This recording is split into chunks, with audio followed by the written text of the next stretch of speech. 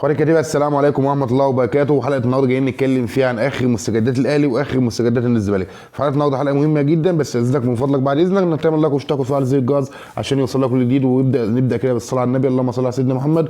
ويلا بينا نبدا حلقه النهارده. نبدا من الاهلي ولا الزمالك؟ خلينا نتكلم خبر هنا وخبر هناك. لا تعالى نتكلم الاول من داخل جدران الفارس الابيض. نادي الزمالك بنسبه تتخطى 99%. ناصر منسي هو ثاني صفقات الزمالك الراحله بعد ناصر ماهر المنتقل حديثا الى نادي بيراميدز. النهارده بنسبه تخطى 99% خلاص نادي المصري البورسعيدي بيضع الرتوش الاخيره لرحيل لاستقطاب مهاجم نادي الزمالك ناصر منسي. وانا كنت من اشد الناس لرحيل ناصر منسي بسبب تخفيف النفقات وبسبب انك انت مستواه برضه مع زيك متذبذب. لكن هل التوقيت انت كزملكاوي شايف ان التوقيت ده بالذات بعد رحيل ناصر ماهر هيبقى عندك ناصر منسي هيبقى عندك عمرو ناصر وعدي الدباغ وسيف الدين الجزيري هم مهاجمين نادي الزمالك بس؟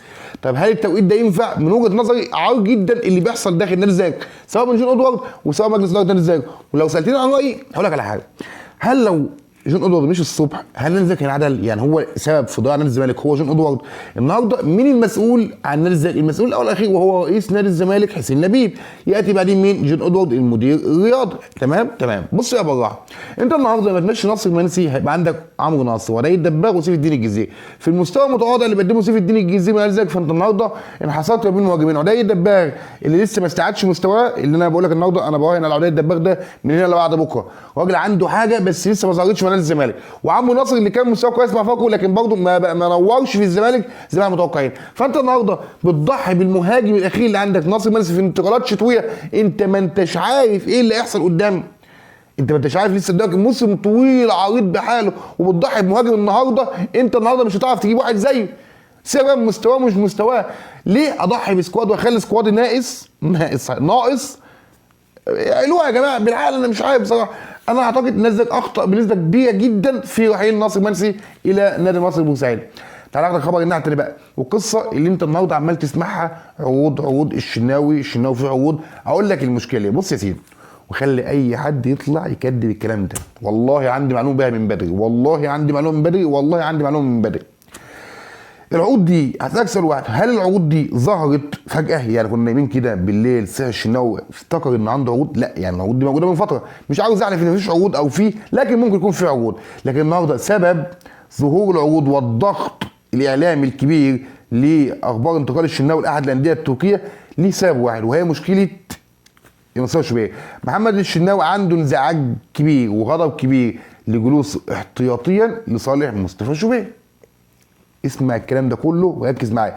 فكل اللي بيحصل ده كله ما هو الا ضغط من لجان الشناوي عشان خاطر الشناوي برضه وعنده حق ان هو بيقول لك انا عاوز العب اساسي مستواي يأهلني من وجهه نظره هو انه يكون هو الحارس الاساسي للنادي الاهلي الفتره دي. فوجود شوبير اساسي، فطلع بعض الناس تتكلم يقول لك ايه؟ اصل حسام حسن هو اللي طالب من يستجوب يلعب الشناوي يلعب شوبير لان يعتمد على شوبير الفتره الجايه. كل الكلام ده فيستك انساه وسيف زي اكده النهارده. لكن انا ماليش دعوه بالموضوع ده كله. لكن الموضوع المهم جدا سبب الخلاف بسبب جلوس الشناوي احتياطي في ماتش يانج افريكانز اللي فات. ده ملخص الموضوع كله اللي بيحصل ده داخل الاهلي. لكن اقول لك حاجه، الشناوي عايز يحترف؟ لا، بالبونت العريض. طب الشناوي هيحترف؟ لا، بالبونت العريض. وبكره اللي ما بينا وهنحكم ونشوف حلقه جديده ان شاء الله هنبقى نتكلم فيها. تعال بقى نخش الناحيه الثانيه عن ازمه بنتاج. طبعا انا وانت والجيران والدنيا بحال عارفه موضوع بنتاك والازمه الكبيره، وانا قلت لك قبل كده ان ممدوح عباس هيتدخل. لكن النهارده بنسبه تخطى برضه 99% ان شاء الله حلقتنا النهارده فيها اخبار موثوقه. بنسبه 99% بعد تدخل ممدوح عباس رسميا رجوع بنتايك لنادي الزمالك، وهيرجع التدريبات يوم الاربعاء والخميس. وده كمان اللي قاله خالد غندور هيرجع. يا عم طب انت بتقول لي اخبار الاعلاميين قالوها، ارجع لفيديوهات وحبيب قلبي وانت تعرف ان انا قلت لك تدخل ممدوح عباس هو اللي هيحل الصفقه ديت بسبب ان الراجل عاوز كام؟ ايوه كده هنا كنت فاكر حوالي 50,000 دولار. وكيل بنتايك اهو اللي محتاج فلوس زياده، وانا قلت لك هيخلصها ممدوح عباس بنسبه كبيره. والنهارده بنسبه تخطى 99% بنتايك مكمل في نادي الزمالك. بص بقى يا سيدي، تعال بقى اشوف من النادي الاهلي عنده ازمه كبيره بسبب اشرف داري. يعني كده بالك قدامك اشرف داري متمسك وده قلت برضه في حلقه قبل كده انه عاوز عقده بالكامل، وده بسبب ازمه في النادي الاهلي. طب عقده كام؟ لحد النهارده بنتاي اشرف داري رافض الحلول الوديه، وراجل متمسك بالحصول على عقده كامل تمنتته على كبوته. عاوز كام؟ 2 مليون ونص دولار. ده اللي موجود حاليا. بص بقى يا سيدي، الزمالك وده برضه بنسبه 99%، احمد حمدي بنسبه تتخطى 99% كمان جدد تعاقده مع نادي الزمالك. احمد حمدي اللي الاصابه حرمتنا منه كتير. كابتن ماجد نتمنى انك ترجع اللاعب اللي نسينا رحيل ناصر ماهر، بقولها بمنتهى الامان. انا براهن على احمد حمدي بسبب مستواه مع الاهلي، واحمد حمدي لما جه حتى كان فارق في سكواد نادي الزمالك، فاحمد حمدي كان سبب من اسباب حصول نادي الزمالك على الكونفدراليه. كابتن ماجد مستنيينك ومستنيين المستوى بتاعك المتميز اللي نتمنى ترجع بيه تاني للتالق. بص بقى يا سيدي، في ايه تاني؟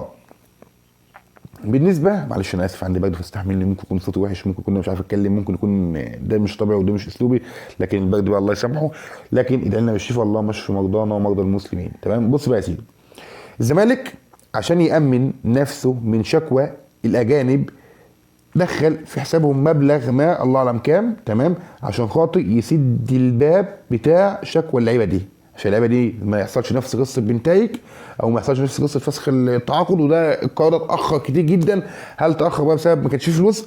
طبعا احنا عارفين القصه والازمه الماديه، لكن الزمالك بيريح نفسه وبيقفل الباب لفتره، عشان كده بيسدد مبالغ ماليه مستحقه لدى اللعيبه المحترفين عشان يغلق الباب لفتره قدام. مهاجم الاهلي بقى، القصه اللي دايره وعامله غضب داخل نادي الاهلي وجماهيره. بص يا سيدي، فاكر مهند علي اللي كنت بطلع كل ما اصرخ؟ مهند علي العراقي، مهند علي ميمي، اللي الزمالك كان قريب جدا من التعاقد معاه. الاهلي ارسل له عرض رسمي. هيطلع ناس تنفي وناس تعمل، انا بقول لك الاهلي ارسل عرض رسمي في كلام انه 500,000 دولار والنادي تحفظ على المبلغ. خلي بالك مهند علي ميمي ده مهاجم سوبر، بس حكايه انه جاله 2 رباط صليبي بتخلي اي نادي بيقلق انه يتعاقد معاه. تمام. مين تاني؟ في اكتر من اسامي ممكن تلاقيها موشح لك، ده اللي عندي معلومه ليه بنسبه كبيره، في تاني لاعب مصري وطلعت واتكلمت في اكتر من حلقه، وارجع لفيديوهات لو انت بتكدبني، ممكن تكون انت ناس من متابعين الجديد او متابعين الجداد، فممكن تقول ان انا بهجص او اجيب اخبار من على السوشيال ميديا، لكن اقول لك الحقيقه كامله. الاهلي عاوز وبالنهارده وبيخلص مع اسامه فيصل. طب عاوز. طب ايه اللي مأخر انزل موضوع ان الاهلي يتعاقد معاه؟ هو يرس توب مدير الفني للاهلي. طب رافض ليه؟ لانه عاوز مهاجم اجنبي. دي القصه كلها. انا ممكن اكون بلخص لك الموضوع كلها، فعشان كده ممكن يكون اسلوب مش عاجبك، لكن انا بقول لك الحقيقه، هنا لا يقال الا الحقيقه. فلو وافق توب فرسميا اسامه فيصل اهلاوي. طب لو رفض ممكن تلاقي مهاجم اجنبي. انا ما عنديش بصراحه معلومه، ومن قال الاعلى فقد افتى، لكن ده كل ما يدار داخل نادي الزمالك وكل ما يدار داخل النادي الاهلي. فان شاء الله لو اول مره تشوفني ما تنساش تعمل لايك واشتراك وتفعل زر الجرس عشان يوصلك جديد. ده لو عجبك الكلام. ما عجبش كلامي ممكن ترد عليا في الكومنتات، وباذن الله ارد عليك وواقف فوق دماغي واحترم، وباذن الله اشوف حلقه جديده، والسلام.